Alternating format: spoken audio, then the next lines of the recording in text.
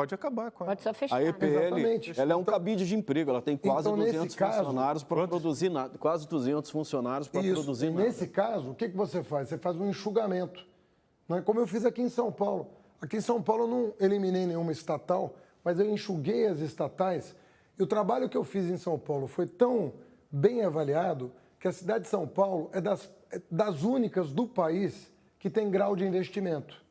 Por que São Paulo tem grau de investimento? Porque eu enxuguei a máquina sem estardalhaço, sem alienar patrimônio. O Dória anunciou que ia vender patrimônio, não vendeu nada. Também tem isso, que às vezes a pessoa anuncia e não faz nada. Um ano depois ele se mandou da prefeitura. Então você vê, São Paulo tem grau de investimento, enxuguei a máquina pública, cortei 13% do custeio, bati recorde de investimento em 4 anos, 17 bilhões, renegociei a dívida, mandei para a Câmara Municipal a reforma da Previdência nos moldes que eu considerava justos para os servidores, só afetando a vida dos entrantes e não dos servidores já contratados. Tudo isso eu fiz. Ganhei selo de grau de investimento. Mas o eleitor eu estou concorrendo com uma pessoa que não administrou um boteco. O candidato, mas a ex-presidente Dilma, ela levou o país a perder o grau de investimento. Hoje o Brasil, ele está na categoria considerado lixo. Se você for, assim, ele está lá embaixo, né? Quando a gente pega a escala, ele está 3 níveis abaixo do grau do investimento. Vicente, hoje nós estamos numa situação melhor do que a herdada do governo Fernando Henrique Cardoso. Mas não na avaliação das agências. Deixa eu te falar que eu sou economista e entendo disso. Hoje nós estamos num grau superior ao herdado do governo Fernando Henrique Cardoso. E vocês não chamavam o Brasil de lixo à época. Chamávamos o Brasil pela classificação, se nós olhássemos... em chamar de herança maldita. E a Dilma deixou uma herança maldita. E é sobre isso que inclusive, eu quero perguntar. Hoje a classificação do Brasil é superior à da época. Tá. E eu não estou criticando aqui... Sim, mas tudo bem, mas perdeu o grau de investimento. Estabilizou a economia, tem seus méritos, depois também cometeu equívocos na política econômica. Inclusive, eu queria fazer a pergunta... Com hiperinflação, estabilizou a moeda. Errou aonde? Errou no câmbio. Todo mundo avisando que ele estava errado no câmbio. Errou no câmbio, perdeu a eleição em 2002. Então, é da democracia. Governos erram e acertam. Erram e acertam. A Dilma errou quando começou a querer administrar a inflação e emprego com base em preço público. A nova matriz econômica. Desoneração. Foi alertada. Depois, quando ela tentou corrigir, o que aconteceu? A oposição começou a sabotar a correção. Em vez de ajudar o Brasil, isso não foi reconhecido por mim. Hoje eu conversei com o Tasso Gereissati, porque disseram que eu não entendi a mensagem que ele disse no primeiro turno, porque no primeiro turno ele falou, nós erramos em entrar no governo Temer, nós erramos com as pautas bomba, ele admitindo. E esperavam de mim que fizesse um aceno para o PSDB à época, que eu não fiz. Hoje eu liguei até para restabelecer relações com uma pessoa de quem eu gosto muito. Um senador muito aprumado, na minha opinião. Pouco tarde, né? Ligar agora... Não, sabe por que eu liguei para ele? Deixa eu te falar. Porque saiu um artigo de um economista, Marcos Lisboa, na Folha, dizendo que eu não tinha entendido o recado do Tasso. Eu falei, se eu não entendi, eu vou fazer o gesto de me reaproximar para compreender melhor o que ele queria dizer. Mas ele próprio dizia, olha, a Dilma errou, mas nós reincidimos, nós também erramos ao aprovar as pautas bomba com o Eduardo Cunha. A crise não seria do tamanho que foi, se não tivesse havido uma crise política envolvendo o Temer e o Eduardo Cunha. Se a gente pegar o seu programa... Vicente, desculpe, a gente tem que ir para outro bloco. Eu não consegui fazer minha pergunta. Tá bom, você começa depois. Vamos para mais um rápido intervalo e voltamos com o candidato do PT à presidência, Fernando Haddad. É só um minutinho, aguarde.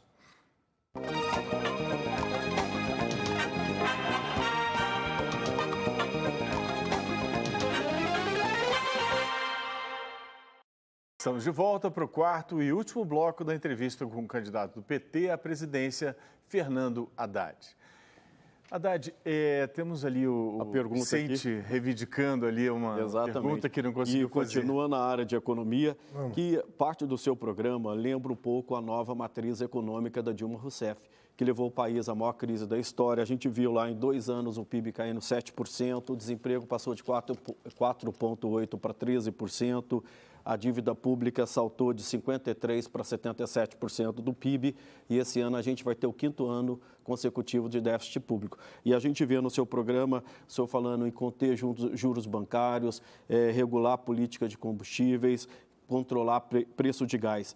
E, o senhor não teme repetir os erros da Dilma e levar de novo o país para o buraco?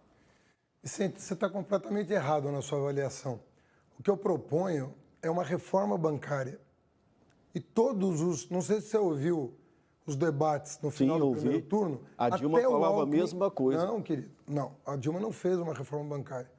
A Dilma... Redução do spread, que nunca saiu. Deixa eu... Lógico, desculpa. O que foi feito foi usar os bancos públicos para reduzir artificialmente o spread. E isso eu não estou propondo. O Alckmin estava propondo uma reforma bancária depois que colou no meu programa. Porque se nós não fizermos uma reforma bancária, nós nunca vamos nos tornar uma sociedade capitalista moderna. Porque não existe sistema de crédito no Brasil. Com 300% de juro do cartão de crédito, 120% do cheque especial, 40% do capital de giro, não tem empresário que consiga ter lucro suficiente para pagar o banqueiro. Uma reforma bancária é essencial. Então, desregulamentar o setor, apoiar cooperativas e fintechs, sobretaxar os bancos que cobram spread abusivo, isso não tem nada a ver com o que você está falando. Nada, nada, rigorosamente nada. A questão do gás é uma questão completamente diferente. Eu estou pegando um item que representa 4% do faturamento da Petrobras e estou dizendo que este item específico vai entrar na cesta básica, porque é um item fundamental para as famílias pararem de cozinhar a lenha ou a álcool, com os prejuízos, inclusive, para a saúde pública. Tem hospital lotado com gente queimada. Então, falar que o gás vai ter um tratamento específico do governo, senão você vai dizer que o subsídio ao diesel que está sendo dado pelo governo Temer lembra a Dilma, e não é verdade. Se você pega um item e isola esse item e dá um tratamento específico, não tem nada a ver com...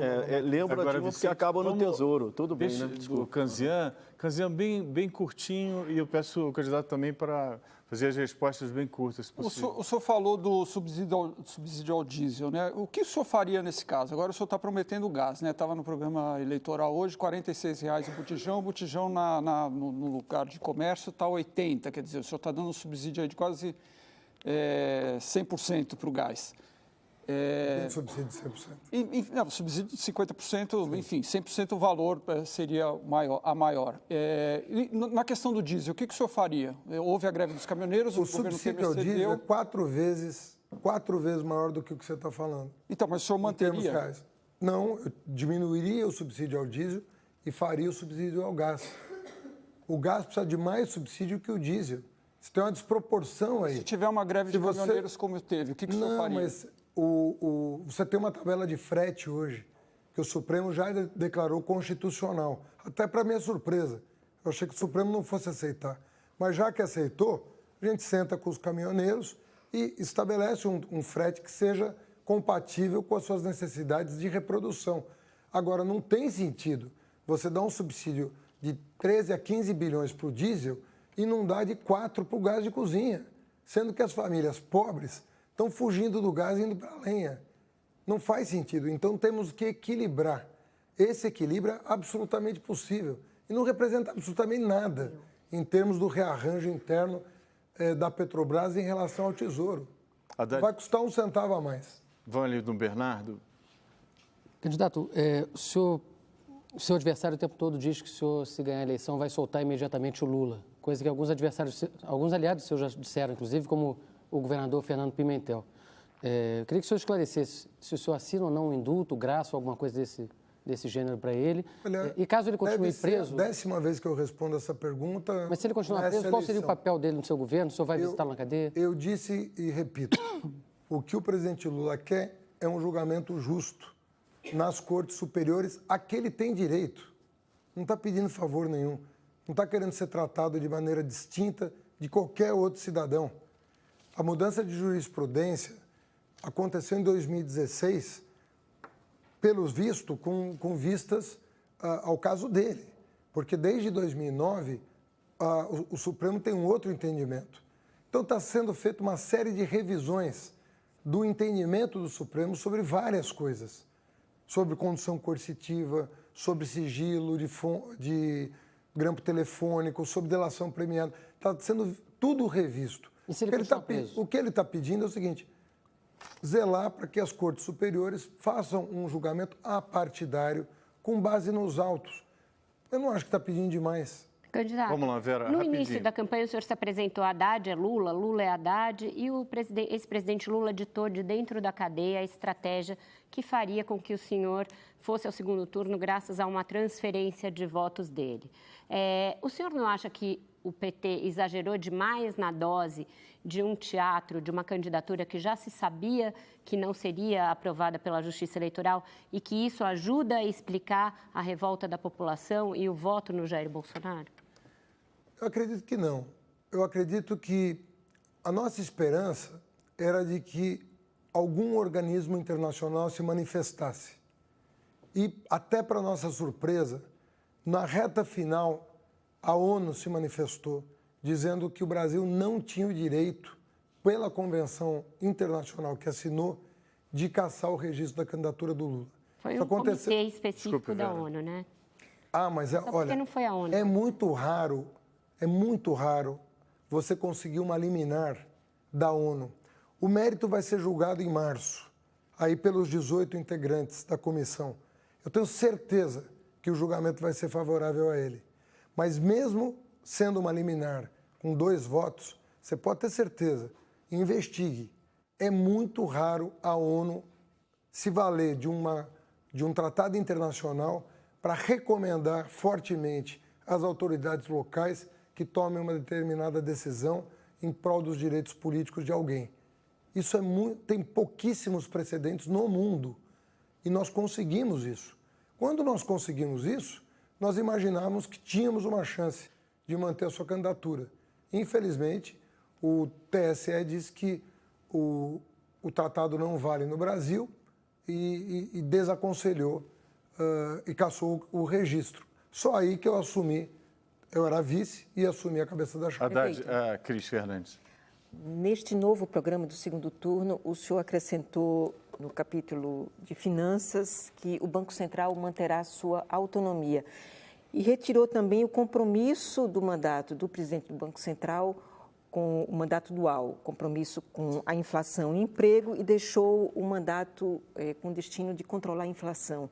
Eu queria saber o que mudou no país nesses poucos dias entre o primeiro e o segundo turno para ter sido necessário acrescentar uma autonomia do Banco Central. Por que isso já não estava no primeiro turno? E o que mudou no emprego para o senhor ter retirado esse compromisso do mandato com a manutenção? Na verdade, houve também foi no espírito de corrigir a redação em proveito da clareza.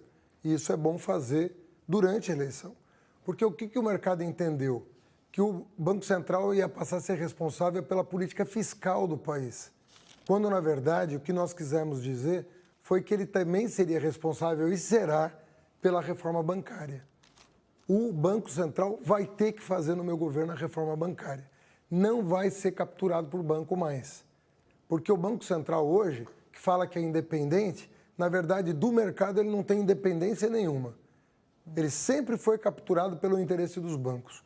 E aquela maneira de nós, que a gente queria dizer exatamente isso, que além de controlar a inflação, que pela Selic, que é o instrumento que ele tem de controle da inflação, o Banco Central, no meu governo, terá a obrigação de apresentar ao país a reforma bancária que nunca apresentou. Porque o CAD não cuida de banco, o CAD não cuida de concentração bancária. Na minha opinião, ou o Banco Central transfere para o CAD a questão da concentração bancária e deixa o CAD cuidar, exigindo uma desconcentração ou abertura do mercado para novos bancos, ou o Banco Central apresenta uma reforma bancária. Mas acrescentar autonomia não significa isso não tem nada a ver com autonomia. Sim, mas de fixar a Selic. Mas foi a minha pergunta. Então, ao acrescentar a autonomia, o senhor não está vinculando isso à reforma bancária. Por que o acréscimo de autonomia? Porque passou a impressão de que o governo ia ter ingerência sobre a fixação da Selic. E não. O governo fixa a meta e quem busca a meta é o Banco Central no gozo da sua autonomia. Uma outra questão é a reforma bancária. Se nós não fizermos a reforma bancária, nós não temos futuro, sobretudo depois das mudanças no BNDES. Não vai ter mais subsídio a crédito no Brasil. Como é que os empresários vão ter uma linha de financiamento interna se a gente não fizer a reforma bancária? Sem o BNDES e sem a reforma bancária, não haverá crédito para a produção no Brasil. Simples assim. A gente está, infelizmente, terminando o nosso tempo. Queria fazer um ping-pong rápido, se eu pudesse responder bem rápido pois também. Um erro e uma lição que o senhor tem aprendido? Na política? Não ter feito a reforma política. Boa. E o senhor tem um ídolo, assim, na história do país? Na história do país? Uhum. Tem vários. Por exemplo? Eu gosto... um único, é que é difícil citar um. Olha, dois, diga. Vou citar o Juscelino. Tá ótimo. A sua música predileta? Tem uma música que eu gosto muito do Gilberto Gil, que chama O Fim da História, que eu tenho ouvido muito recentemente. E o seu filme predileto? Um Sonho de Liberdade. E o seu livro? Memórias Póstumas de Brás Cubas, do Machado. Uhum. Tem uma frase, um verso? Quem salva uma vida, salva o mundo inteiro. É bíblica. E, se não me engano, do Torá também. Uhum. Muito obrigado, candidato. Obrigado. Muito obrigado por ter vindo aqui. Estamos chegando ao final de mais essa edição do Roda Viva. Agradeço a participação do Bernardo Melo Franco, do Fernando Canzian, Maria Cristina Fernandes, da Vera Magalhães e do Vicente Nunes. E do nosso cartunista democrático Paulo Caruso. Agradeço também a você que nos acompanhou até agora, especialmente ao candidato Fernando Haddad de ter feito essa gentileza de ter vindo aqui ao Roda Viva. Muito obrigado, candidato. Voltamos a lembrar que fizemos insistentes convites ao candidato do PSL, Jair Bolsonaro, primeiro para vir pessoalmente à Roda Viva e, como ele não manifestou interesse, oferecemos a possibilidade de que ele gravasse uma entrevista em sua residência no Rio. Mas Bolsonaro também rejeitou essa hipótese. Ainda hoje oferecemos à assessoria do candidato a proposta de que ele receba uma equipe do Roda Viva em casa no Rio, mas ainda não obtivemos resposta. Boa noite, boa semana a todos e até a próxima segunda.